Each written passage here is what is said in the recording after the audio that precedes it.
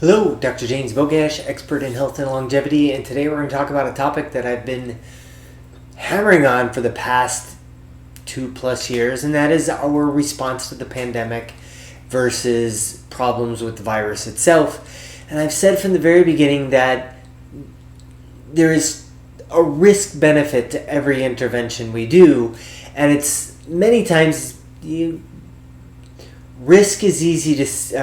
benefit is easy to see, to envision, but most people don't envision the risk side of that. And so when we talk about restrictions, pandemic restrictions on businesses, on movement, on people, and we look at, it's designed to stop the spread, 15 days to stop the spread in case you're counting, and we don't look at the cost for that. And the cost for that is substantial. People think, our economy is, is it, how much money is it worth to save one life? But that's not what we're talking about. These people do not understand the relationship between socioeconomic status and health. Forever, there's been a very clear socioeconomic link with every chronic disease: heart disease, cancer, diabetes, obesity. Did I miss any? And clearly respiratory infections. There is no doubt that people of lower socioeconomic status had a harder time with COVID in both cases, hospitalizations, ICU, and death. So the last thing we want to do is drive more people into a lower socioeconomic status, and that is exactly what we did.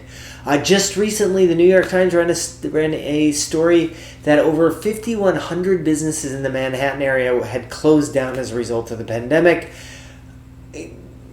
That's not economy. That is families. The owners of those companies, the people that work for them, were devastated financially by this, and it's going to drive them into a lower socioeconomic status.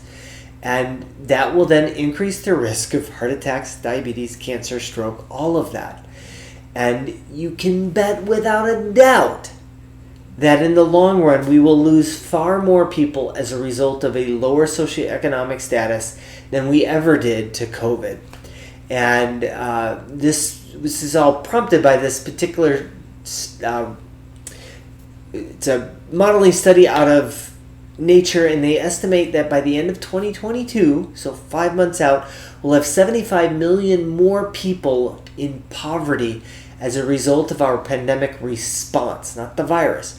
Now that is over 10 times the number of people that have actually died from the virus, and you better believe that those people are going to be at increased risk for everything.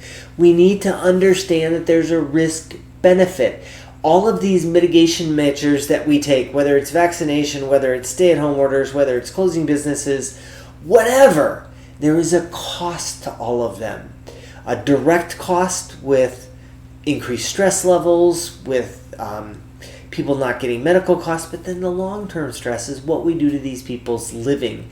And it's not about the economy, it's not about the money, it's about the socioeconomic status and the chronic disease links that go along with them.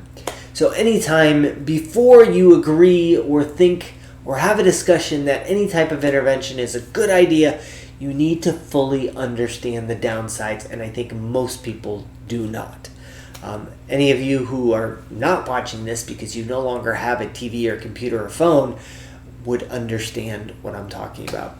As always, I'll post a link to this particular study in the description. Make sure you like this video, share it with somebody who you think needs the information, and subscribe to the channel.